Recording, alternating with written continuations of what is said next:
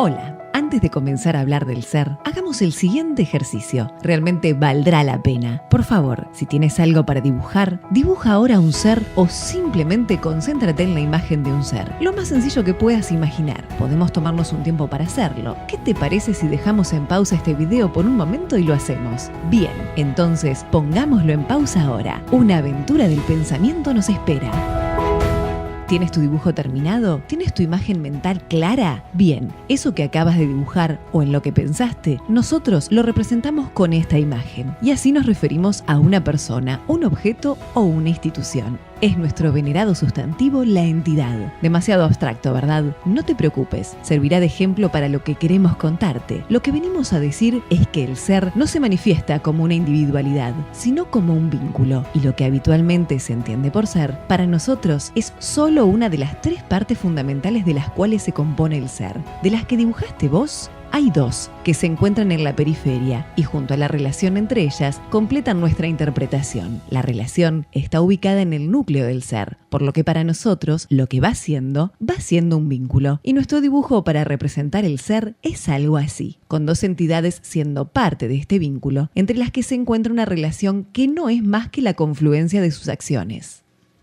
Vayamos de a poco y desde el principio. Vivimos en una sociedad caracterizada por la soledad, la jerarquía y la desigualdad. ¿Qué pudo habernos llevado a esto? Para nosotros es sencillo responder a esa pregunta. Un error de interpretación. Un error de interpretación acerca de cuál es la estructura básica de la realidad, que encuentra una realidad eminentemente vincular y relacional, formada fundamentalmente por entidades aisladas, por sustantivos que tienen una esencia que está dada por sus atributos. Y esto es lo que nos lleva a la soledad, la jerarquía y la desigualdad. Si te estás preguntando de qué nos valemos para semejante afirmación, lo que viene te resultará apasionante. Para argumentar nuestro punto de vista, nos serviremos de ejemplos de las ciencias duras, de las ciencias humanas y también de la cultura. ¿Estás preparado? Allá vamos. De las ciencias duras podemos mencionar el fenómeno de la difusión, por el cual al entrar en contacto las superficies de dos objetos, comienza un proceso que puede tener una duración de miles de años, donde lentamente los electrones pasan de un objeto al otro, formando enlaces y que culmina con estos dos objetos vinculados a nivel atómico. Esto es lo que sucedería si, por ejemplo, dejas algo apoyado sobre la mesa por muchísimo tiempo. Ese algo y la mesa quedarían unidos a nivel atómico. También es válido nombrar que para dos partículas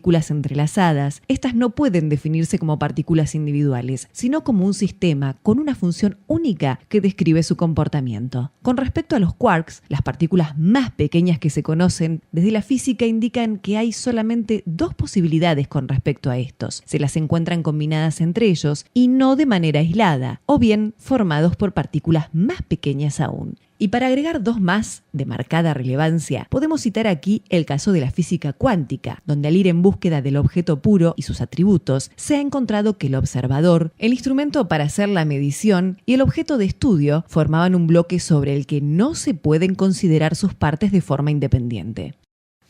Las funciones matemáticas completan esta parte de la lista siendo las estrellas de las ciencias duras. ¿Y qué son? Bueno, son relaciones entre dos o más variables. Cuando pretendemos acercarnos a la igualdad, la necesidad de pensar al vínculo como su estructura básica también se puede ver en matemáticas. Si tomamos la representación predominante de lo que conforma una sociedad, los individuos, digamos dos individuos, tendríamos al individuo X y al individuo Y, y el análisis se agotaría en la descripción de estas variables por separado. Para concebir la igualdad, debemos considerar la relación entre ellas, es decir, Y igual a X. Aquí hace su aparición el concepto de vínculo en nuestro camino a la igualdad, ya que ahora tenemos X, Y e Y igual a X, siendo X e Y las entidades que son parte del vínculo e Y igual a X la relación entre ellas. Por lo que no hay forma de pensar la igualdad a partir de individuos aislados. En medicina, con los neurocientíficos a la vanguardia, se sabe hace años de las neuronas espejo y esto ha ido mucho más lejos. Cuando interactuamos con alguien, no solo nuestros cerebros entran en una profunda resonancia y vibran a una misma frecuencia, sino que también muchos procesos autónomos como la dilatación y contracción de las pupilas, la temperatura corporal, pequeños movimientos, etc., están sincronizados entre nosotros.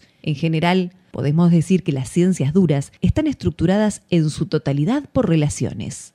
En el caso de las ciencias humanas, existen diversos análisis que van por este camino. Se dice que la dialéctica hegeliana se compone de 3 etapas: tesis, antítesis y síntesis, en las que la antítesis niega la tesis y la síntesis está en un orden jerárquico con las 2 anteriores, conteniendo a ambas. Este movimiento vuelve a comenzar con la síntesis, ahora como nueva tesis. Decimos que ambas tesis y antítesis están localizadas en la periferia y la síntesis en el núcleo. Cuando consideramos al tiempo, tesis y antítesis comienzan a alternar recreando la síntesis en un proceso sin etapas superiores. Solo un núcleo y una periferia. La síntesis es la relación entre la tesis y la antítesis. Si hablamos de educación, John Dewey primero y luego Paulo Freire ponen el acento en la relación entre educador y educando, con afirmaciones en el caso de Freire que hablan de un vínculo entre aquellos donde los roles son alternantes y ambos enseñan y aprenden.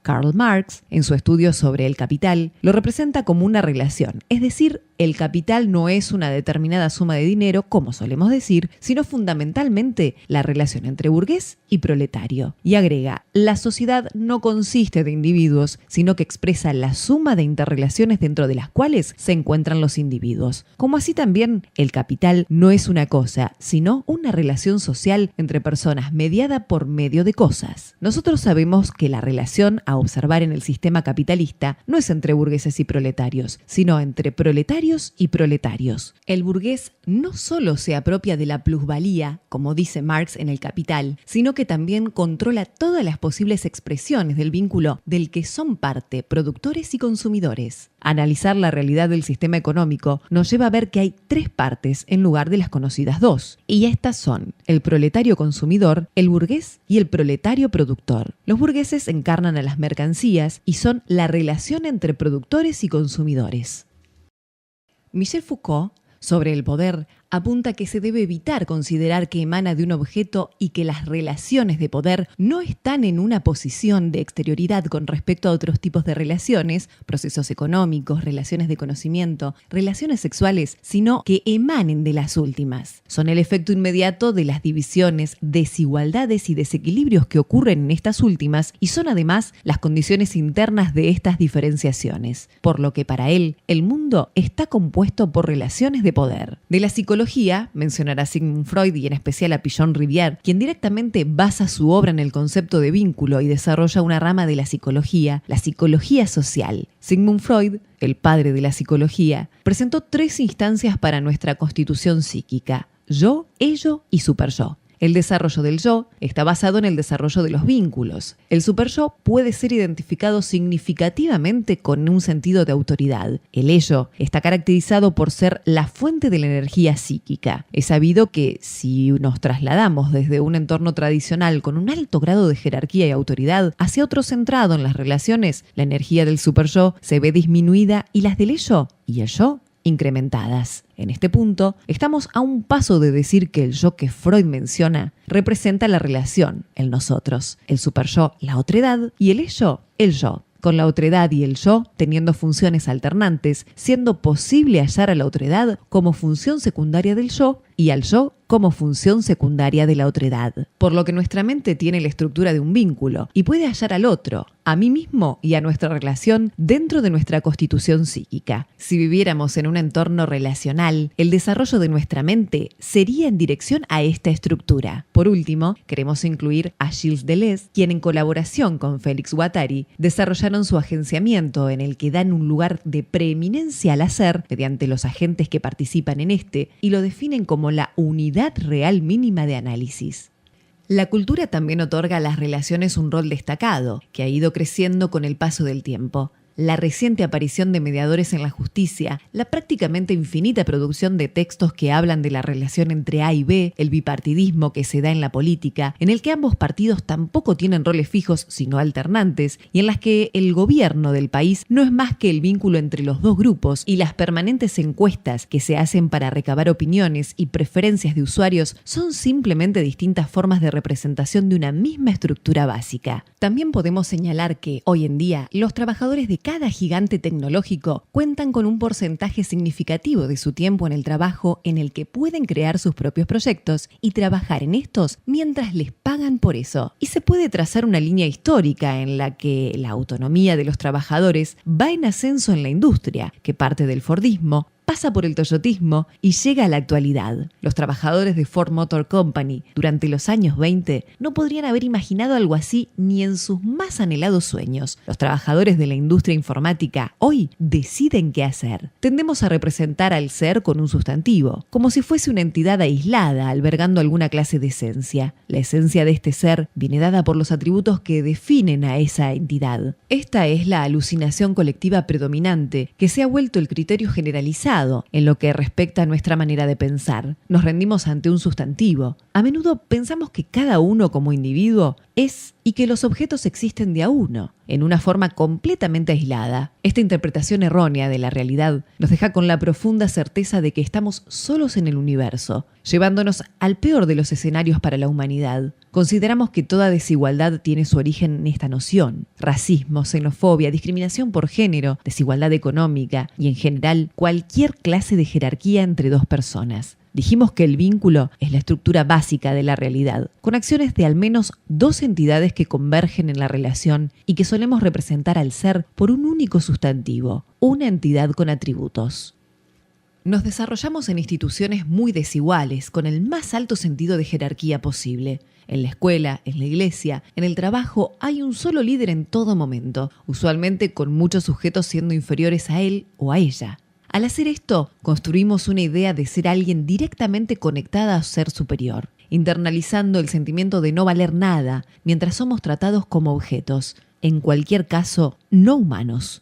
Eso es lo más cerca que se puede estar de ser nada, con nuestras acciones teniendo un origen externo. Al mismo tiempo, al interactuar con nuestros maestros, jefes, etc., aprendemos que ser alguien es someter a otros, alternando entre la omnipotencia y la impotencia. Así se vive en este mundo. Luego, cuando dos personas se encuentran, habitualmente no tienen una estructura mental preconcebida para que ambos sean de manera simultánea. ¿Recuerdas tu dibujo inicial del ser y nuestra representación abstracta de lo que vos pensabas que era el ser y lo que en realidad es? Miremos lo que sucede cuando dos personas se encuentran. Lo que en realidad existe es el vínculo del que ambas son parte, pero cada uno tiene el preconcepto de que lo que es un único sustantivo. No hay muchas opciones, ¿verdad? Quien sea, será uno o será el otro. Los dos, nunca. Y el otro debe ser nada para que yo pueda ser. Al mismo tiempo que no debe haber relación, ya que quien es esa persona superior.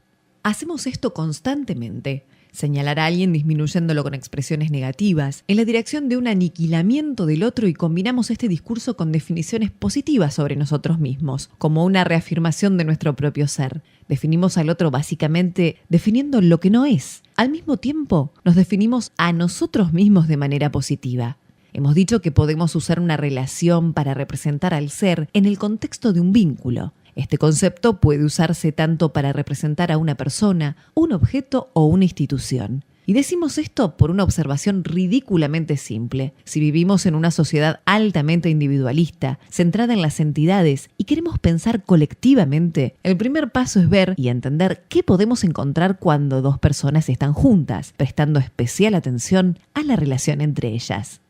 Afirmamos que es imposible pensar acerca de una persona de manera independiente de sus padres. Los tres forman algo juntos. Una persona puede ser descrita como la relación entre sus padres. De hecho, biológicamente es la relación entre el ADN de ambos padres, y podemos extender esta descripción a un aspecto psicosociohistórico con una variedad de acciones que los dos padres vuelcan sobre el hijo o hija. Por lo que una persona es, fundamentalmente, la relación entre sus padres. Y la familia debe ser considerada como un único vínculo, con ambos padres en la periferia y los hijos en el núcleo. Los padres, las entidades que son parte de ese vínculo, y los hijos, la relación entre ellos. Si pensamos en los objetos, por ejemplo, una mesa, no podemos separar a la persona que la fabricó de la persona que la usa. De acuerdo a lo que decimos, ellos hacen la mesa juntos. La mesa es la manifestación de la confluencia de las acciones de ambos. Asimismo, los objetos deben ser considerados relaciones entre productores y consumidores, por lo que debería haber un permanente diálogo y un floreciente vínculo entre ellos. Si hablamos de instituciones, inmediatamente podemos identificar dos grupos en ellas, y también sucede que ambos combinan sus acciones para crear esa parte de nuestra realidad.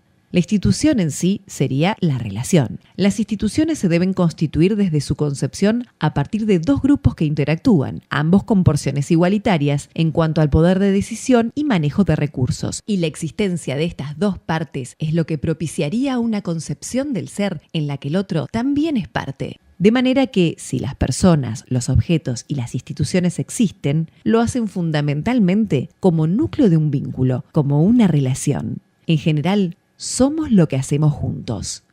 La soledad no es más que una ilusión reforzada por el pensamiento poco realista que afirma que el mundo está hecho de entidades aisladas, de sustantivos que contienen una esencia que está dada por sus atributos, reduciendo todo, incluso a las personas, a una mera categoría de objetos. Necesitamos saber que solo en la medida que haya lugar para el nosotros, es que habrá lugar para alguien en esta tierra. Debemos reconocer que el único lugar que podemos ocupar, el único territorio real, es el territorio compartido entre el otro y yo, que el discurso debe entenderse como diálogo a diferencia de la forma habitual que lo encuentra en el monólogo. Lo que el otro dice es parte del discurso, y esto es así, a pesar de los intentos por hacer que predomine una voz sobre la otra. Necesitamos ser conscientes de la existencia del otro como una parte irreductible del yo. Siempre hay alguien más que nos acompaña, y habitualmente hacemos algo juntos. El viejo y tradicional malentendido de dar y recibir órdenes será, con suerte, inútil en el futuro. Debemos tener en cuenta que el otro también quiere hacer algo y ser el origen de sus propias acciones. La igualdad es la única opción en este caso. Nosotros y ellos haciendo algo juntos y siendo iguales, creando la realidad juntos, humanizando el universo.